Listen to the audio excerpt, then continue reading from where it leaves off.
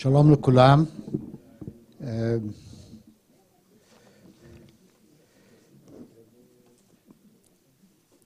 I suspected all the years that I knew Martin that he knew a lot more Hebrew than he let on. I think he understood pretty much everything, but nonetheless we'll hold today's event in English. And I can just see Martin sitting here and saying to himself and out loud, "Oh dear, all this for me?" We're gathered here this afternoon to remember Martin, to share thoughts about Martin, and just to be together and bask in his memory and his accomplishments, and beyond everything, in his friendship. And as I look around, most of the people sitting here, all the people sitting here, were friends of Martin, close friends, good friends, longtime friends, and we all carry many, many different memories because Martin's life was so varied. And I'm happy to call upon Leonid Gilbert to be the first of our speakers. Leonid, bo.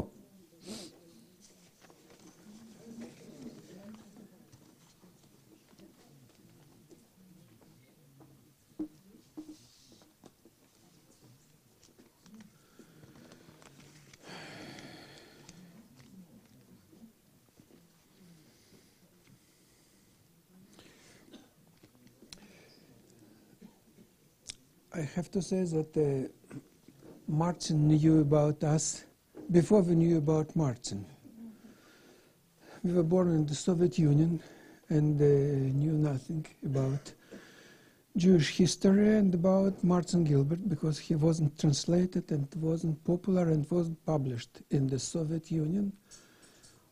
One day in 1982, I received a letter from some Mr. Martin Gilbert. I didn't know who is. And he wrote that he is historian and studied Jewish history.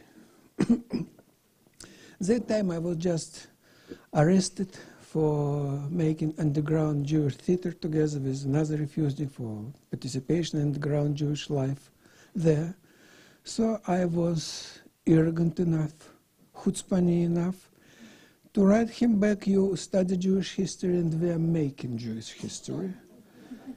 And I only can imagine how much he was impressed by such declaration.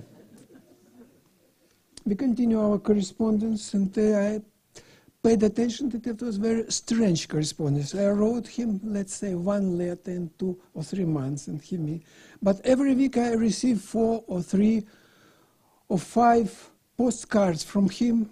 We signed as ever Martin. I also found that many other people in the Leningrad, not only Leningrad, received such postcard.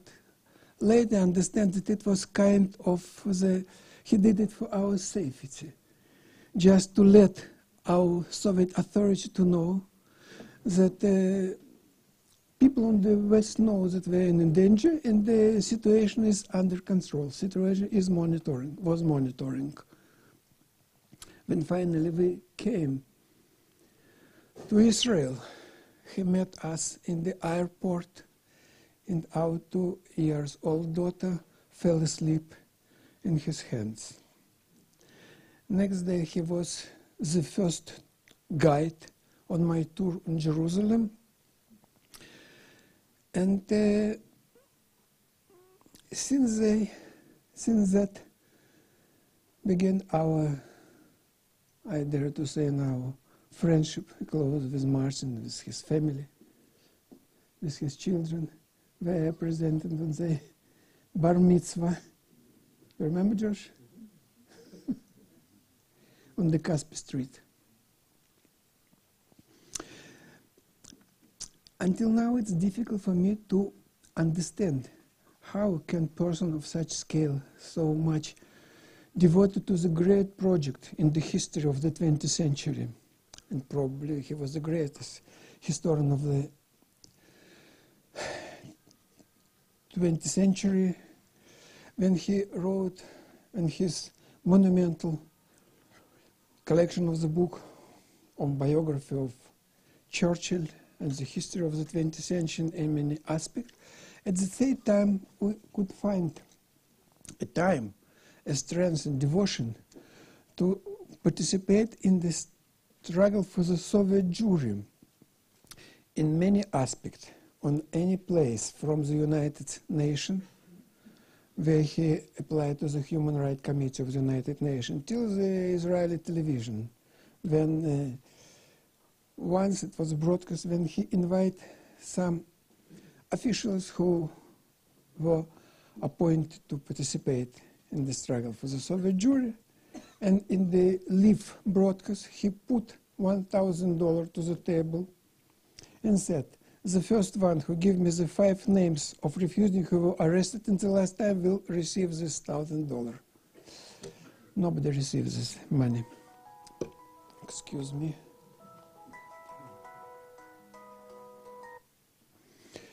Another example of his approach to our problems was when a friend of us, Vladimir Lifshitz, was arrested and sentenced to be in the labor camp in Sakhalin. From Leningrad to Sakhalin, it's another 11 hours by plane. And he was permitted only twice a year to see his wife. And when he flew there for the first time, she was returned back. They didn't let him to meet her. So what did Martin? He found that there was economic connection between the Sakhalin and Alaska.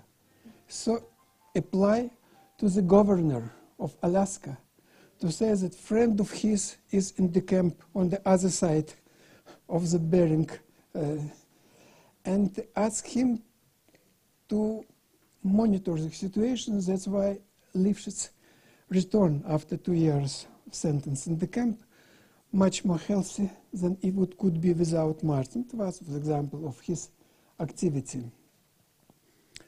Last time I spoke with Martin in December of 2010, when he, oh, I forget to say one more thing, that he followed the life of the people who were taken care of when they came to Israel, onto other countries. He helped them to start a new life. For example, for me, he helped to find financing for my first film, which I made here in Israel. Some of my friends, he helped to start their career as a historian, both in Israel and the United States, as a Jewish historian. And he was absolutely happy when once, by chance, we met in Boston when he came to present his latest book. And I came to participate in International Jewish Festival in Boston with my film. Last time I spoke with him on December 2010 when he came to Israel to present his book about history of the Jews in the Arab lands. And he was so excited that he was appointed to the British government Iraq War inquiry. I simply felt how much he was excited, because probably, and for sure, he feels that the center of the world history, with all its turbulence and contact with the Jewish history, history of Israel, moving to our area, to the Middle East. I doubt it will be somebody of that scale, of the talent and devotion, to preserve the history of the 21st century, as Martin did for the 20th century, the Jewish history and the general history of the world. Thank you.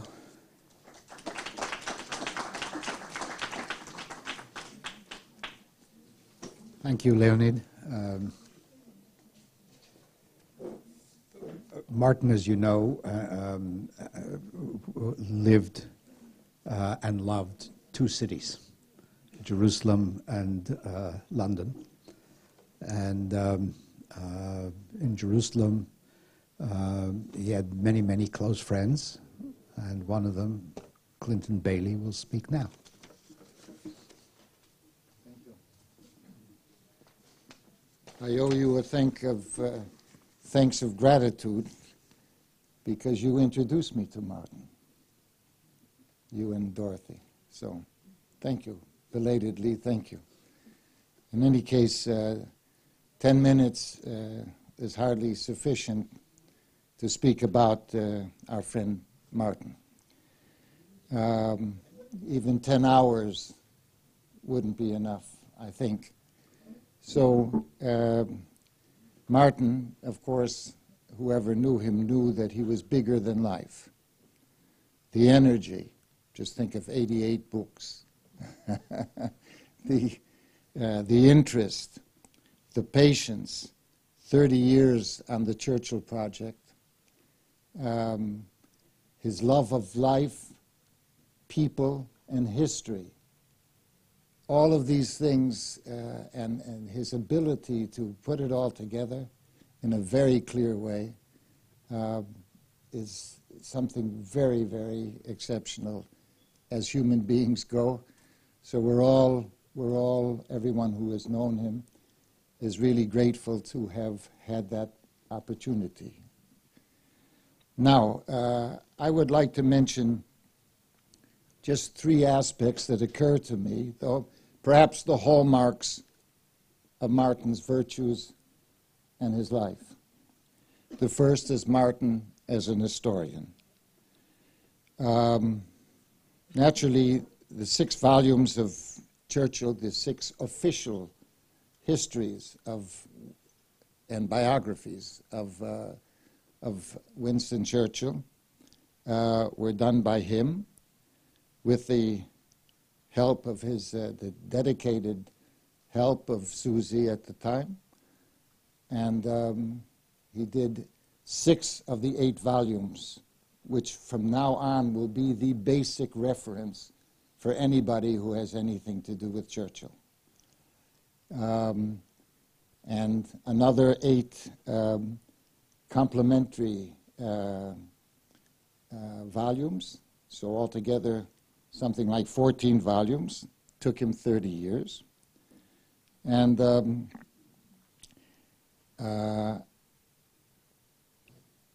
it established his reputation as a fine scholar.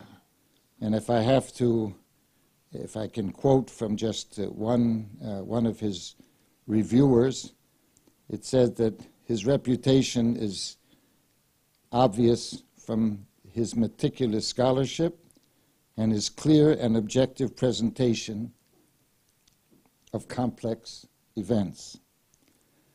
And but Martin, who we can say that the Churchill project was the springboard for the rest of his career, the rest of his life, he didn't rest on his laurels. Martin believed in the importance of history for the improvement of mankind. And it wasn't enough for him to have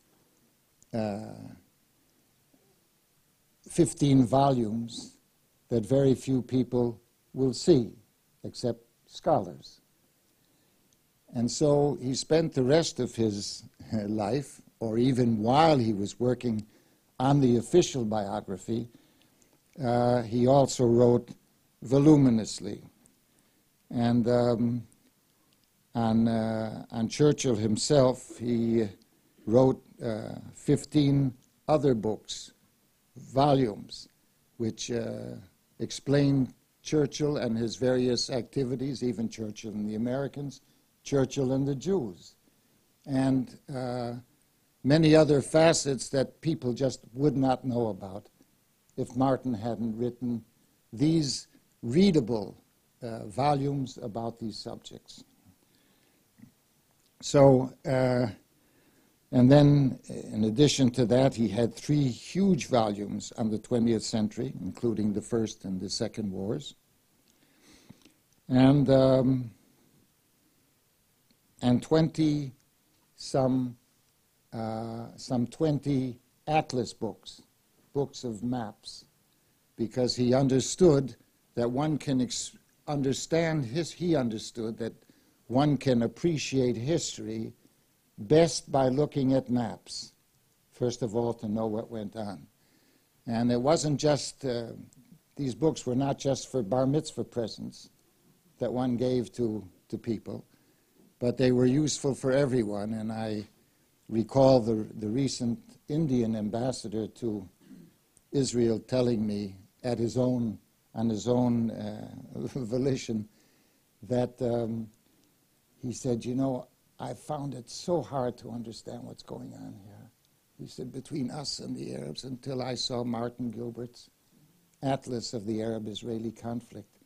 Now I understand. I have a picture of where it's come from and where it's going. So, and I think that is so terribly important, that Martin was both an academic scholar, in the sense that he put together all the footnotes. You can imagine all the sources, all the notes, all of the interviews that he had to do for the Churchill project in general. And but he said, no, this is material for the people, for mankind. And that also is a quality of Martin. In other words, he was saying, people are important, and I'm going to write for them as well. And thank the Lord that he did do that. I want to just say that the second hallmark of Martin, that he was a proud and concerned Jew. And Martin wanted to give the Jews a rightful place in world history. Very important for him. And he did it superbly. It manifested itself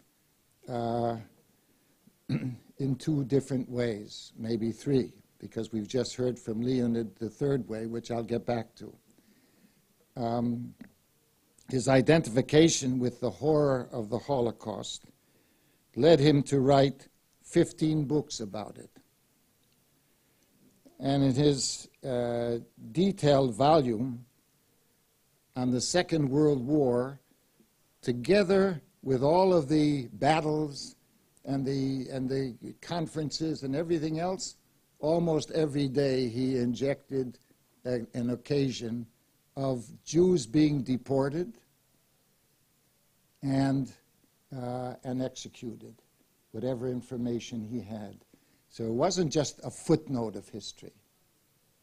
The Jews became integrated in it. We were there.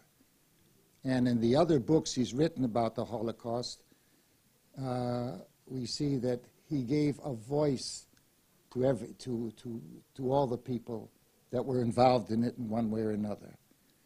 And even in books that did not specifically deal with the Holocaust, Martin's hallmark in this sense was that he integrated people into the history all the time.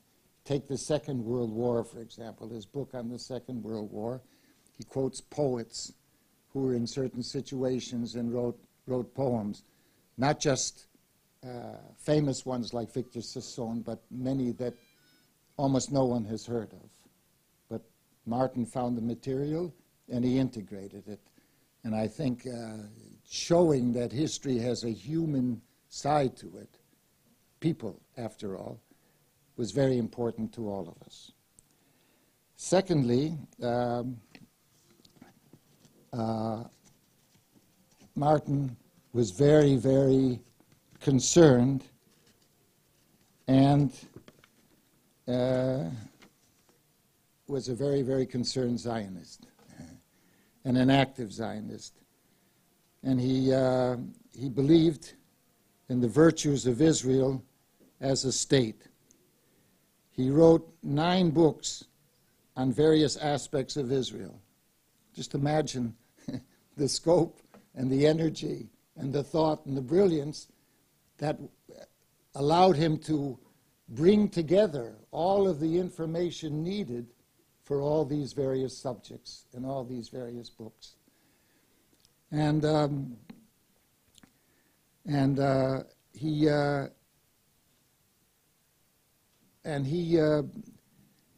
his attitudes were reflected, for example, in quotes from Churchill. And Churchill, as the Minister of Colonies in the British government in 1921, that was after the Balfour Declaration and the beginning of the mandate, came to this land, and he said he met with the Arabs who were concerned, and he met with the Jews who were eager, and he said to the Arabs, and I think this would represent both his conversations with the Jews and the Arabs, will represent Martin's own sentiment. He said to the Arabs, if instead of sharing miseries through quarrels between Arabs and Jews, instead of sharing miseries through quarrels, you will share blessings through cooperation, a bright and tranquil future lies before your country. The earth is a generous mother. She will produce in plentiful abundance for all her children if they will but cultivate her soil in justice and in peace. And he said about the Jews, if they are not guided by wisdom and goodwill, if they do not tread the path of justice and tolerance and patience and neighborliness, if the class of men who come in are not worthy of the Jewish race, then they will fail, and there will be an end of the experiment. So, and I'm sure that Martin shared these sentiments entirely. And thirdly, I would like just to mention the third, as I mentioned, the third hallmark of Martin's being, and that was he was a mensch.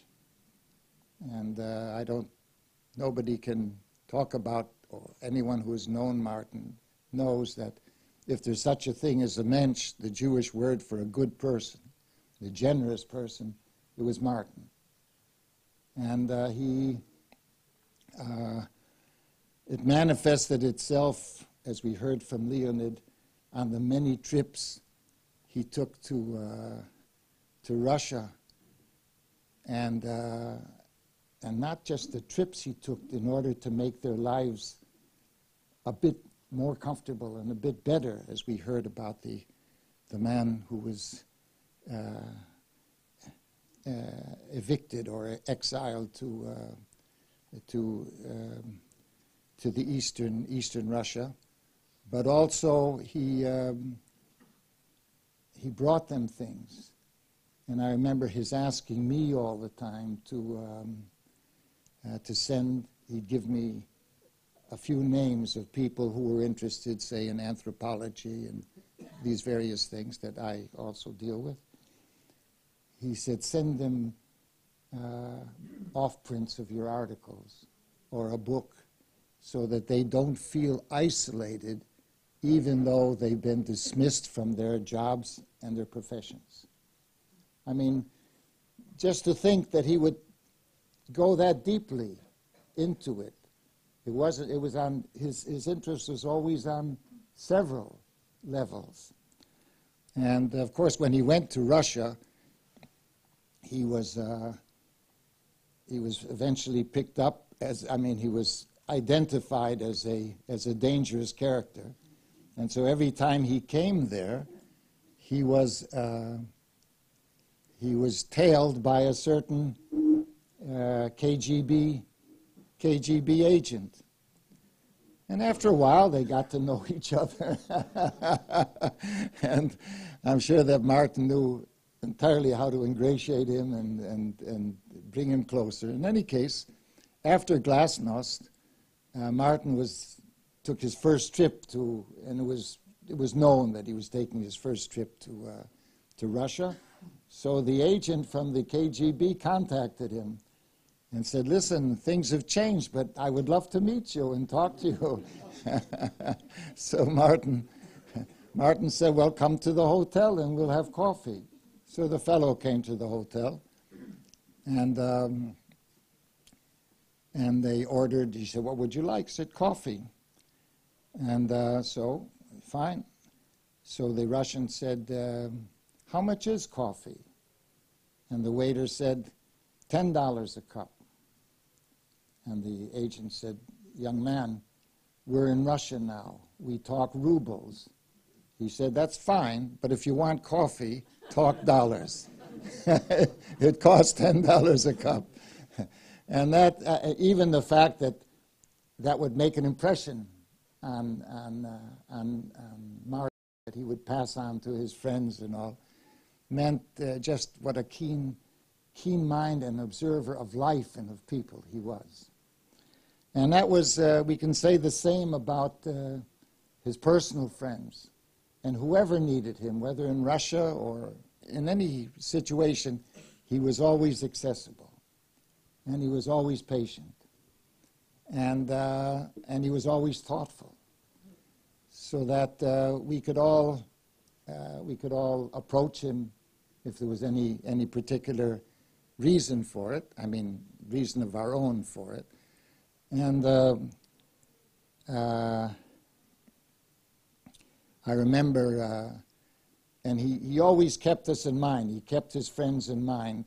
And Leon had mentioned the postcard that he would send to people, postcards that he would send to people, just to, in that case, to tell the authorities that that there were other people who knew what was going on.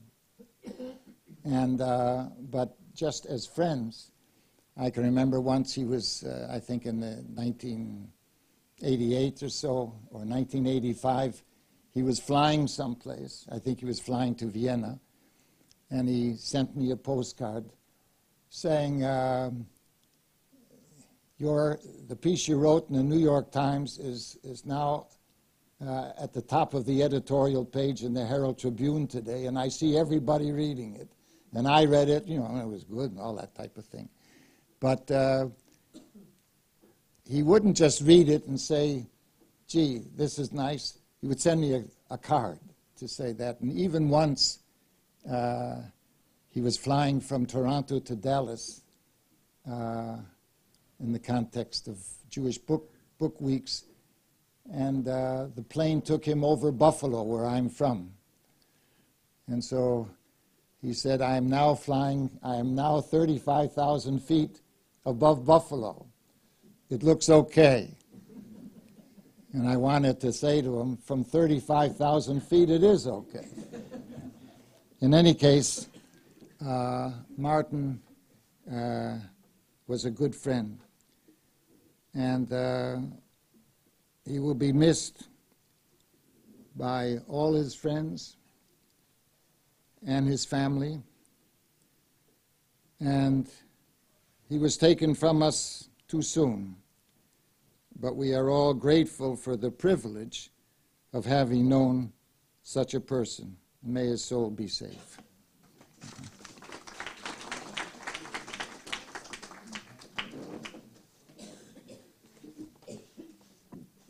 Toda, Itzik.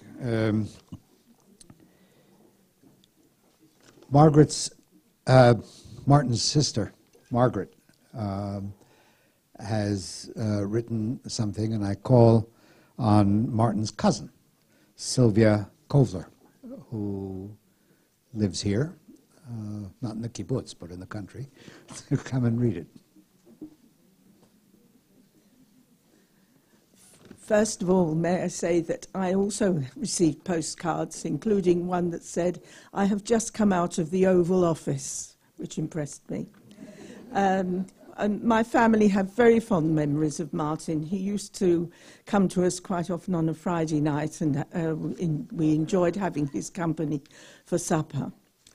This comes from Margaret Gilbert, Martin's sister, in California. Unable to be present in person, I would like to add something to today's mix of reflections in memory of my dear brother and only sibling.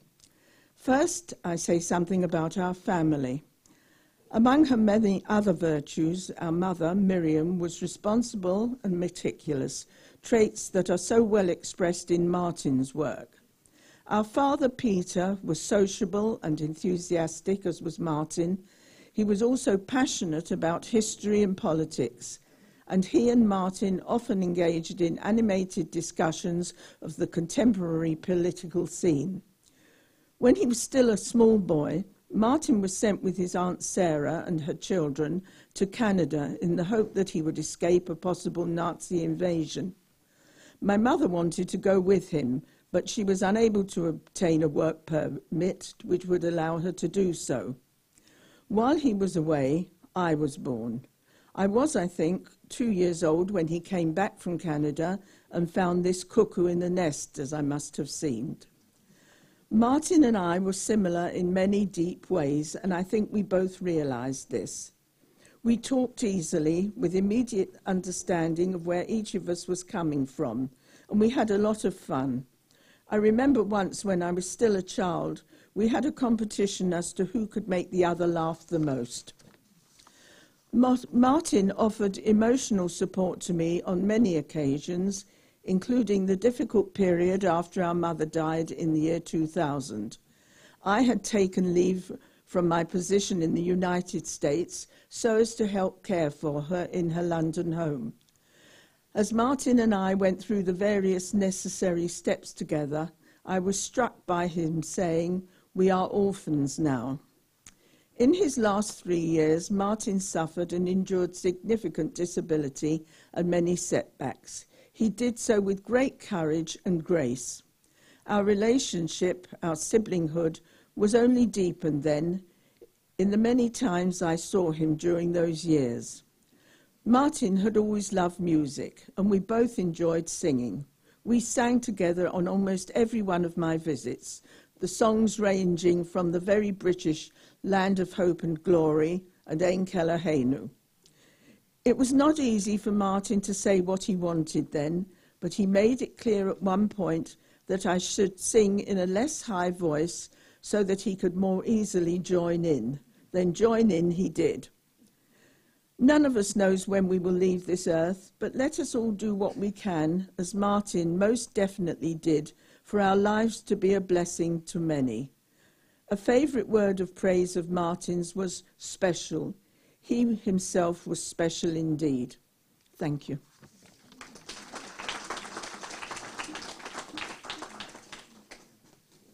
Thank you. Martin, as you know, had 3 children. The first was Natalie, followed by David, followed by Josh. All 3 of them are with us. And Nat will now speak.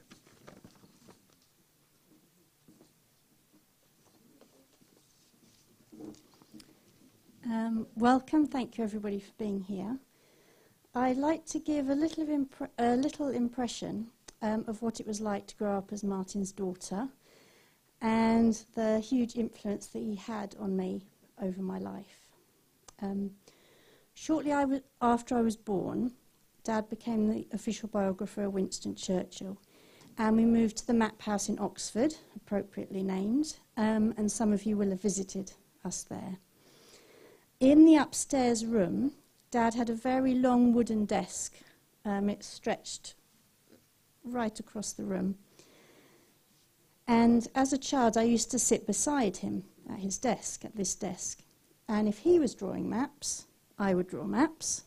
His would be real, mine would be imaginary. The same with footnote cards. He would be writing footnote cards. I would be writing footnote cards of my own made-up characters.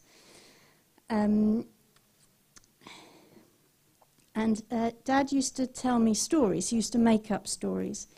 They usually involved a character some of you may know borrowed from Richard Scarry, called Lowly Worm. He was a worm who had a hat and a boot, and he was upright, and he had a smiley face.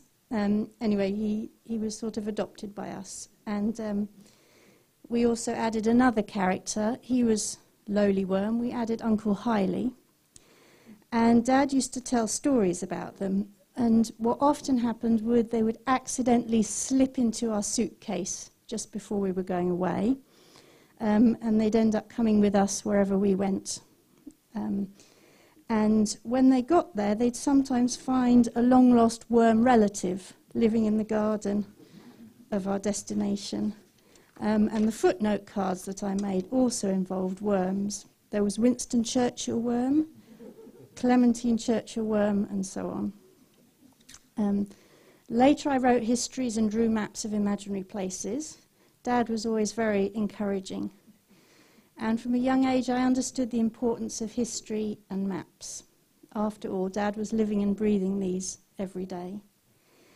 Then there was travelling with Dad, which is something that Dave and Josh and I all did, often separately. He'd take us on our own adventures. I went to many interesting places, and I always got a full history of events of that place from Dad. And also, which my brothers had in common, and also some of you will recognise this, he would make a detailed itinerary. He'd hand draw a map of our route, and he would ask me to record the time that we reached each place. I particularly remember that when we drove through the West Bank. One of the most memorable trips was when we travelled around Israel in 1978. I was 10 or 11 years old, collecting materials for the Children's Illustrated Bible Atlas. The highlight of the trip was arriving at Mount Sinai and seeing a dark cloud hanging over the mountain. And I remember Dad's excitement very well at seeing this cloud. And he got out his camera and photographed the scene, and the photo appeared in the atlas with this quote from Exodus, chapter 19, verse 19. And the Lord said unto Moses, Lo, I come unto thee in a thick cloud, that people may hear when I speak with thee. And it was always exciting to travel with Dad because of his enthusiasm and his extensive knowledge of wherever we went. And needless to say, we always sent postcards from wherever we were. In 1988, when I was a student, I went to the Soviet Union. My purpose was to visit refuseniks. Dad gave me instructions of what I should do. And on the first day that I went with an organised party with students from my university. And we were in Moscow first. So on the first day I slipped away from the organised tour and I crossed Moscow to visit the Kosharovskys, who I spent the whole day with. But on returning to the hotel in the evening, I got into terrible trouble with the tour guide for not doing the organised activity. However, despite her intimidating approach, I felt that I'd committed to carrying out the task set for me by Dad. And this gave me confidence. So later I visited the lanes and the Zelichonoks in Leningrad. Dad was delighted that I made this trip and that I was able to be with his friends at this difficult time. We heard a little bit about from Leonard about that.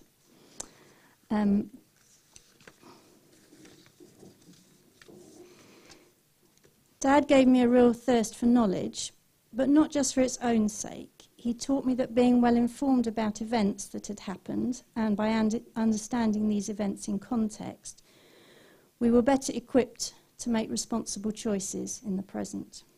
I very much took that on board.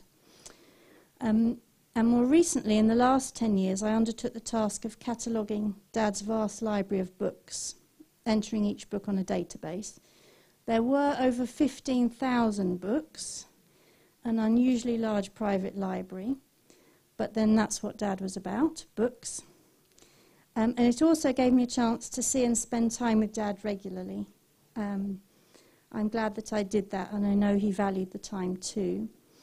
He would often tell me how the Iraq inquiry was going, or we would talk about perhaps what was going on in the Middle East. He was always a very kind and generous parent who helped and inspired me in so many ways. I miss him very much, and I think of him often. I do feel amazed at how many friends he had, and I'm honoured by all the lovely things that people have said about him. And it was also a big part of my childhood that I would meet so many lovely people in so many situations. So I'd just like to say thank you for joining our family today to commemorate Martin. Thank you.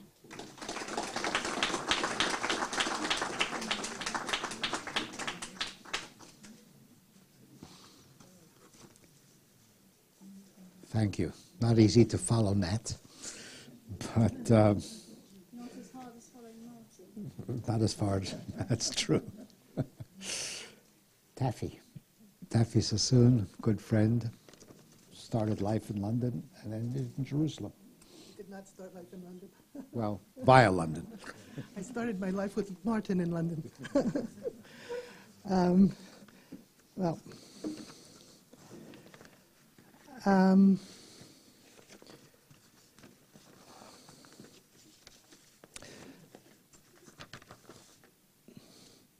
I think the question in everybody's mind, whoever knew Martin or even heard of Martin, is how did he do it?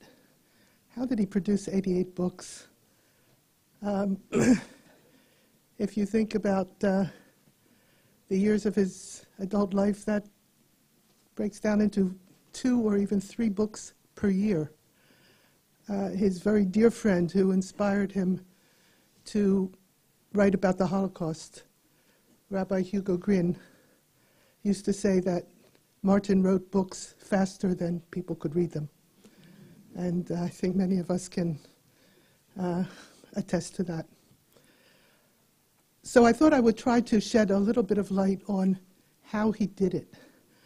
And the reason I feel that I'm a little bit qualified to do that is that I had the honor and the privilege of sitting next to him, as Nat did, at the same desk, for 2 years as a kind of technical assistant to the work he was doing, and observing him in action. And I think there were 2 elements to Martin's extraordinary ability to be so productive. One was an absolutely incredible ability to focus, to be focused, and not to be diverted from the task at hand.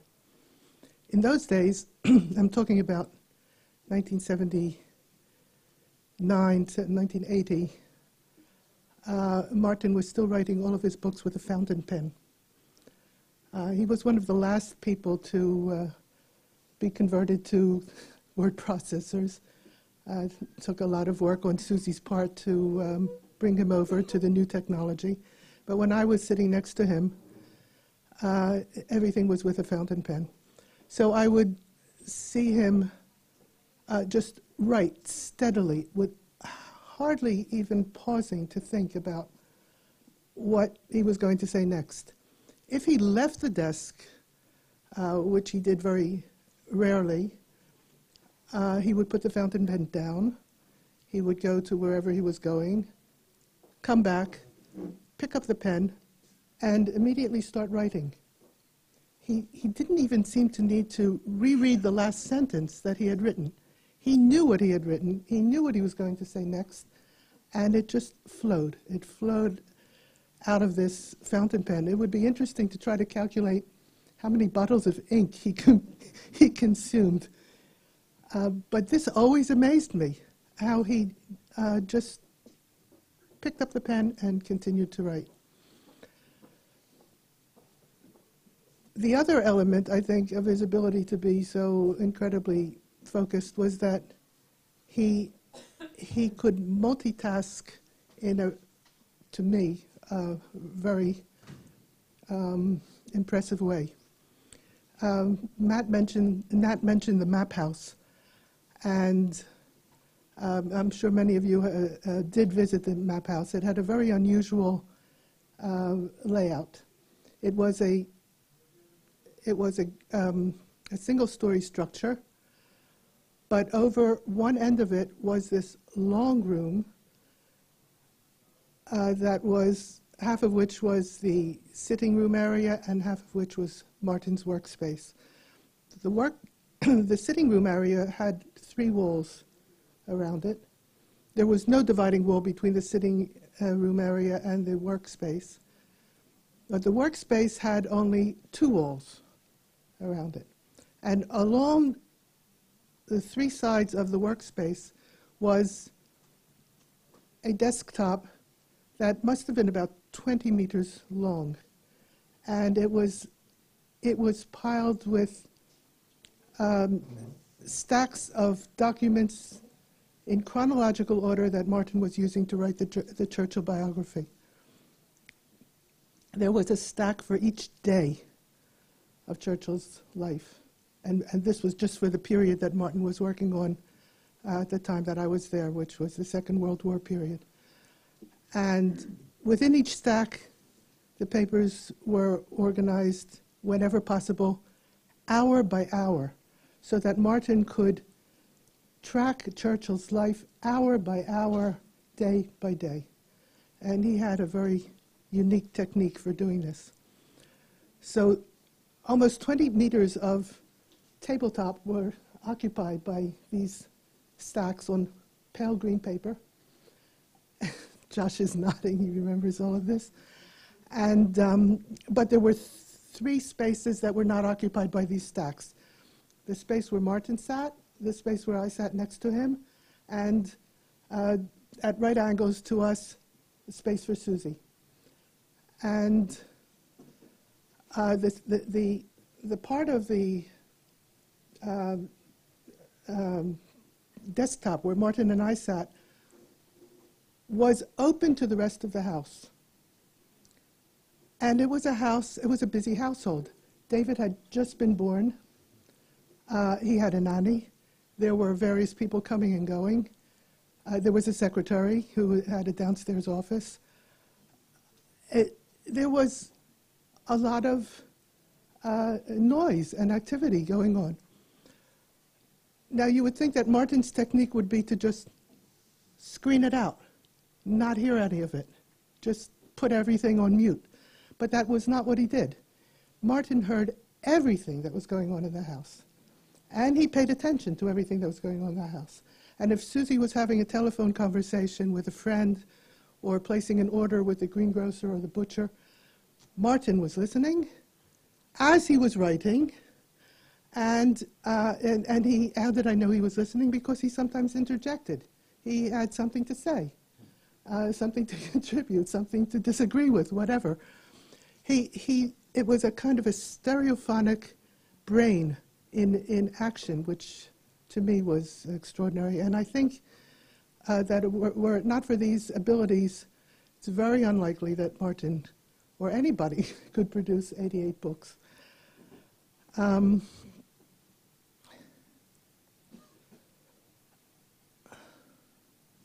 I won't go into Martin's work because other people have mentioned it and other people are better qualified. But I just make one comment, which is that what I think is very, very important about Martin's work, and especially his work on the Holocaust, is that while he was dealing with vast,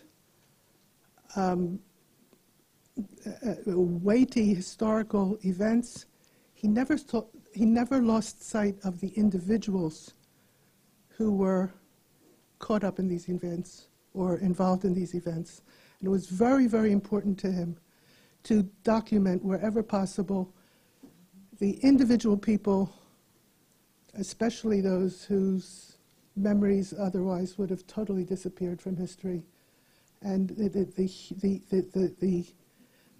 kleine Menschele, the little individual who was a grain of sand in these historical events, for Martin, he was significant, or she was significant, and he tried to preserve the memory. Martin was a loyal friend. Martin was an empathic friend. He was generous. He was, for all of his extraordinary intellectual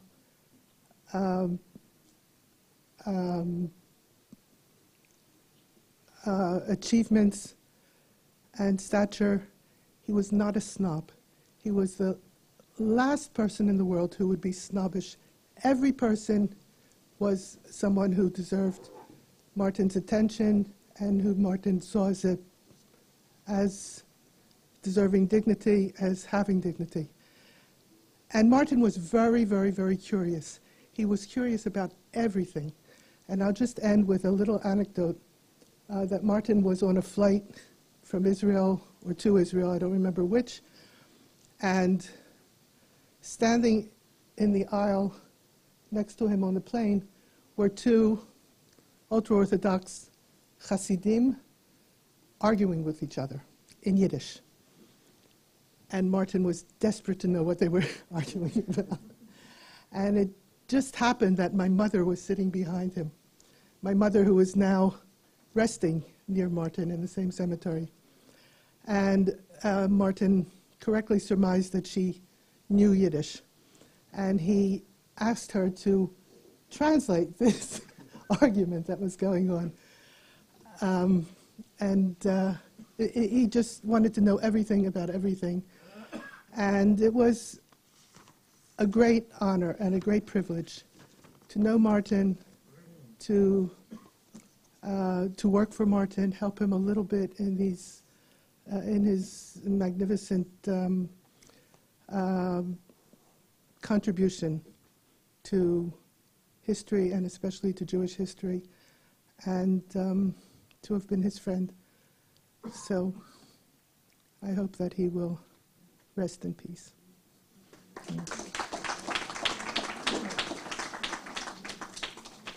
Okay. Moving right along, I'd like to call on Shoshana Israel to come. Shoshana.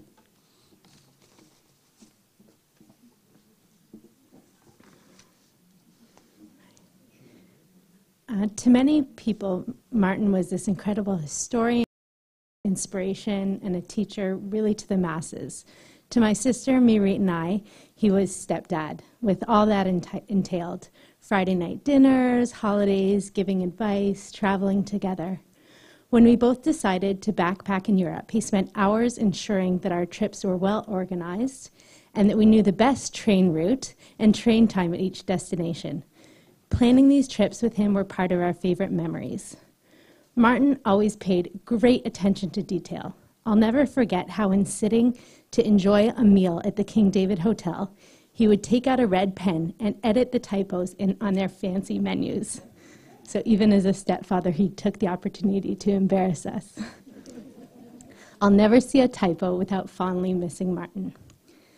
Deciding to make Aliyah was one of the biggest decisions of my life, and Martin was very, very supportive. When I came to Israel, he introduced me to friends who became like extended family members, and I'm glad to see many of you here today. He helped me set up a life here, and I will be forever grateful. Martin was a loving grandfather. After my first son, Aviv's brit, Martin pushed the stroller the whole way back to our apartment and regaled Avi with fascinating stories. 2 weeks ago, at our new baby's brit, my husband, Saul, and I decided to name our third son Gil in Martin's honor. Martin had several qualities that we hoped to impart on him. Martin was a kind, patient, and thoughtful person. He was humble and modest in his work, but most of all, he exuded an endless optimism. Gil in Hebrew means joy and happiness, which is exactly what Martin brought into our lives. We will forever honor and miss him. Thank you.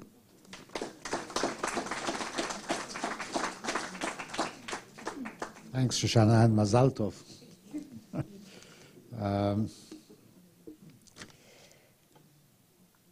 Sir Ronald Cohen.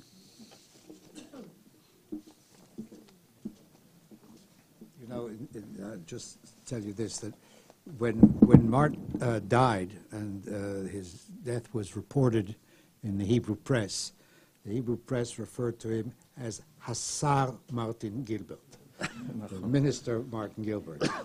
And as a local, I invite Martin and you to both become Sarim in this country. Thank you. Thank you very much. I think it was Mark Twain who wrote, "Let us lead such lives that when we die, even the undertaker will be sorry." We miss you, Martin. You led such a life. And I speak for Harry, Sir Harry Solomon, another Sir, and for myself when I say that Martin greatly enriched our lives. He enriched our lives not just by his great knowledge and wisdom and humor and joie de vivre and love of song. He enriched our lives because we cared for each other. Martin was a very caring person, one of the most caring I have known. People have referred to his empathy. He could empathize with refuseniks, and he can empathize with Palestinians. But he was always there for you. We lead our lives at 30,000 feet, constantly as if in a plane, unaware of what is going on around us. Martin took trains that stopped at every station. As Harry was reminding me on a trip that he had to battlefields with Harry, he said to Harry, "We must wake up at 3:11 in the morning because we will be passing the site of this famous battle." And they got up and they looked out in the dark to be there as witnesses for what had gone before. Martin's ability to stop at every station, to send a postcard from most of the stations, to comment on everything that had happened, to bring the past to life, was only one part of his skill. In the work that Harry and I did with Martin through the Portland Trust, and Harry and I founded it in 2003, and just a month later Martin became the third trustee. In the work that we did to improve the lives of Palestinians through our office in Ramallah, and to improve the lives of Israelis who were left behind socially, economically, in every other way, Martin was a very wise and staunch partner. I remember a meeting we had in Ramallah with the Palestinian Prime Minister Salam Fayyad. And Salam, who became a close friend of the three of us, Salam was quite depressed about the lack of progress between Israelis and Palestinians. He was a man who had worked for Stanley Fischer, who became the governor of the Bank of Israel at the IMF, had a very easy relationship with Jews, benchmarked Palestine against Israel, not against other Arab countries. And he couldn't for the life of him understand why so little progress was being made when a man like him was prime minister. And I remember Martin commenting to him that the flow of history was in his direction. History does have a flow. It meanders, it takes wrong turns. People get hurt in the process, as we all know. But it does have a flow. And Salam Fayyad, in pushing for an agreement with Israel, was going in the direction of history. It was that ability to put everything into an accurate historical context that we miss at the Portland Trust. It gave meaning to our efforts and to the efforts of others. So Martin, we miss you as a caring, wise, and loving friend.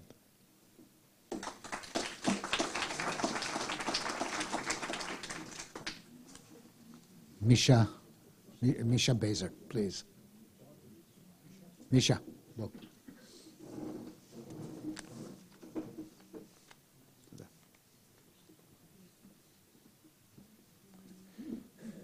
Excuse me, after a few words, I should leave. I have an appointment with the doctor. Martin really played a tremendous role in my life. Because of him, I became a historian. He appeared for the first time in Leningrad in 1983 and was looking for several refuseniks, but we met together by chance because I was almost unfoundable. And, but in the end, I gave him a tour around Jewish places in Leningrad, in St. Petersburg. In freezing weather, he went together with me hours after hours, and this is how it started, our connections. Later, many years after, he took his friends together with Esther to St. Petersburg again and showed them the places which he visited years ago before, and also the addresses of refuseniks whom he visited then. So history returned, and I also remember my first visit to London in maybe it was in 1990, about 1990, when Martin took me to show London. He said, you showed me Leningrad, Jewish places in Leningrad, I'll show you Jewish places in London. London, because the matter was very close to his heart. He wrote about a Jewish history of Oxford, about Jewish history of London. He made maps like that, and I remember him bringing me to the east end of London, where once resided his family when they just immigrated to England, and now then we saw Muslims there, and it was like repetition of the same paradigm, I would say. My first book, Jews of St. Petersburg, was published in English and published in Philadelphia in Jewish Publication Society, only because of Martin, because it was he whom I smuggled what I was writing, and it was he who found money for translation, and it was he who found excellent translation, Michael Sherborne, who was also an activist of Soviet Jewry, and he edited the book and wrote an introduction and did everything and found a publisher. So I really owe him much. And in the end, I would like to say that I think the last years of 10 years or more of his life, he started to write more and more about Jewish history and about Jews and Islamic world, and wrote the excellent album to the 60 years of Israel, of Israel, and he started to attend modern Orthodox synagogue in London before he was reformer, and so it wasn't surprising for me that he requested to be buried in Israel. I think it was a natural development. And 3 years ago, when I visited him in the position he was, I was so... it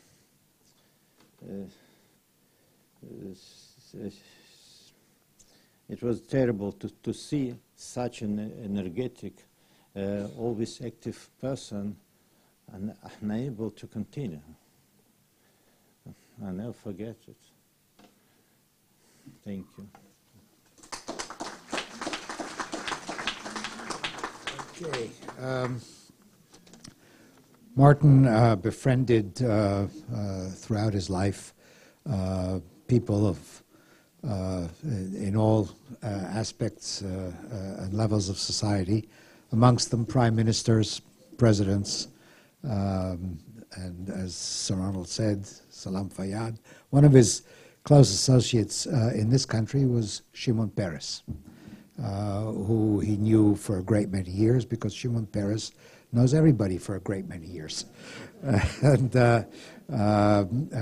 we were actually just informed that Shimon Peres was hospitalized last night because of an arrhythmia. Fortunately, as we were driving, Dorothy and I, from the cemetery here, we heard the news which said that the arrhythmia passed by the time he already got to the hospital, and he's doing well and will probably be released. So from here, I'd like to send Shimon Peres a refuah shlema in all of our names. Shimon Peres, on the other hand, sent us a message which will now be read by Sarah Meron.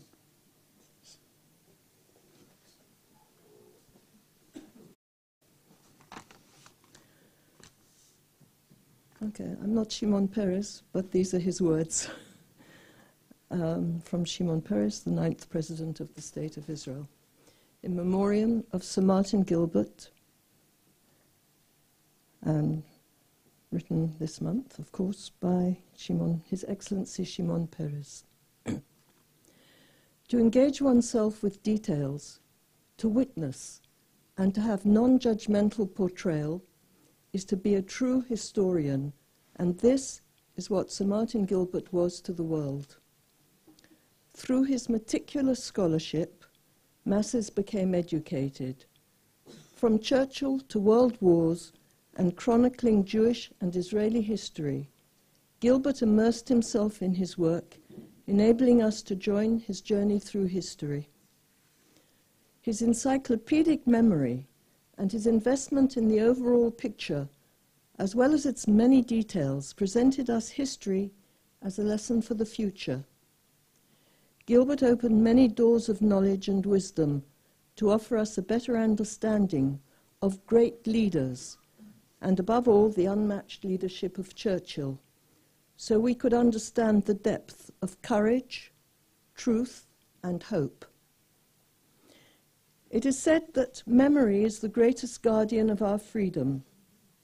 Martin Gilbert, through his incredible legacy of words, the testimony that he recorded, and his profound insight, will ensure that he goes down in history as one of our greatest guardians of freedom. I have lost a friend, and the world has lost an irreplaceable mind whose wisdom serves as a testament to us all.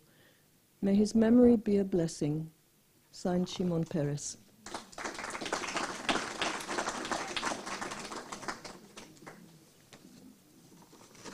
And I will add that we here have all lost a very good and close friend. Martin was a very close friend of my family's. Actually, Susie and I know each other from when we were teenagers. We met because our parents, who were good friends, forced us to meet, because in those days teenagers didn't quite. But so it was no accident that some years later, when Susie and Martin were living here in Jerusalem, David was a little baby, Josh not yet, and Nat, a frequent visitor between London and Jerusalem. It was no accident that then Dorothy and I, who had one baby when we first met, got together and bonded, and we've been the closest of friends ever since. We've participated in each other's simchas, bar mitzvahs, brisses. Martin, you know, was, as many have said, meticulous in detail. he was also, in all of his books on the First and Second World War and through his atlases, extremely detailed. He knew exactly where a battle began, at what hour it began, who was standing where, when, and so forth. He sort of lived all of the battles in all of the wars about which he wrote. But paradoxically, Martin couldn't stand the sight of blood.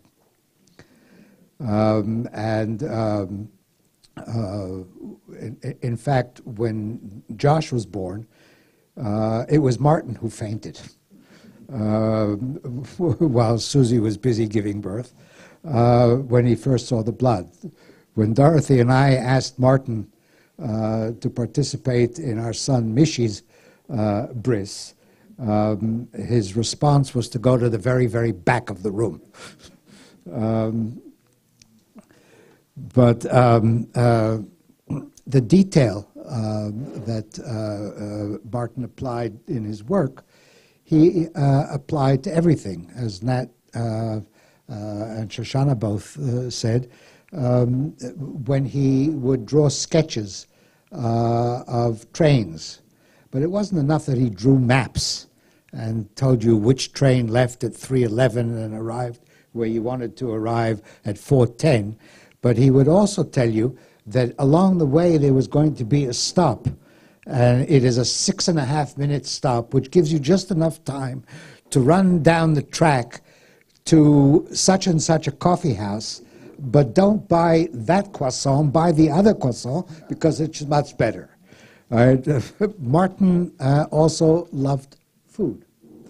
And whether he was eating food cooked by others, whether he was preparing food himself, or whether he was in a restaurant, he was just as excited about the menu and the food as he was about what Churchill did on the 3rd of August, 1943. This excitement that Martin applied to everything that he did. And it was that excitement and that detail and that empathy that he also brought to all of his friendships. He wasn't just a friend of everybody, but he knew everybody's biography and history. In his discussions with my wife Dorothy, he learned about her relatives in Przemysl. While he was doing his research on Przemysl for his book, he discovered a document in which the execution of her grandfather was recorded. And he put it all together. Martin was a detail man. He brought detail and empathy to everything that he did, but he was also the human equivalent of a cross-disciplinarian. He related everything to everything. Martin was a great man, a great scholar, a great author, a great Englishman. We heard in the memorial for him in London just recently from Gordon Brown that he was on the eve of being made a lord. He had been made the Right Honorable not long before he took ill. He was a great Englishman. Martin was a great Jew. And Martin was a great Israeli. He was also a great Jerusalemite. Above all, he was for all of us, each individually, and all of us collectively, a great, great friend. And he will always be with us. Yehei Zichro Baruch. There are many people here who would like to reminisce about Martin, and we could sit for a long time. Martin never wrote anything under 1,000 pages. If it was only 900, it was just a monograph. But we're not going to go on for a long time. But there is some coffee, and it's Tu B'Shvat, so some nuts and dried fruits. Let's just hang out a little bit and reminisce amongst ourselves about Martin. תודה רבה.